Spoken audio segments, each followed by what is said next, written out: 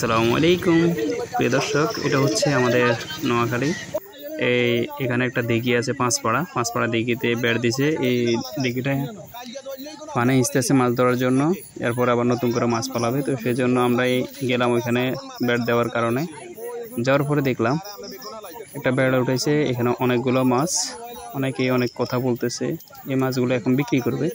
তো ছোটো সাইজের যে মাছগুলো আছে এগুলো ছেড়ে দিতেছে। আর আসলে যেটা বাস্তব কথা, আমাদের নোয়াখালীতে মাছের দামটা একেবারে কম, কিন্তু বাজারে উঠাইলে অনেক দাম বেশি।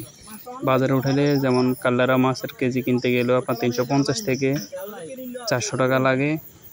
রুই মাছ বা মিরকা মাছ এগুলো 300-র নিচে কোনো কেজিতে পাওয়া যায় না, কেজি 300-র উপরে, 300+। আর এভাবে এলাকাতে দিঘিতে যদি কোনো পুকুরে বেড় দেয় তো মাছগুলোর দাম একেবারে সীমিত পড়ে। যেমন এখান থেকে আমি মাছ কিনলাম, প্রায় 6 কেজি মাছ কিনছি। টোটাল 6 কেজি মাছের দাম পড়ছে 1100 টাকা। 6 কেজি মাছ 1100 টাকা। তবে চিন্তা করেন 200 টাকা করে কেজি হইলেও কিন্তু 1200 টাকা পড়ে, কিন্তু এখানে কিন্তু 200 টাকার চাইতেও কম পড়ছে। তো এই পুকুরটা হয়তো আগামীকালকে হিসা উঠবে। তো অবশ্যই কারো যদি পাঁচপাড়াতে মাছ লাগে অবশ্যই চলে আসবেন।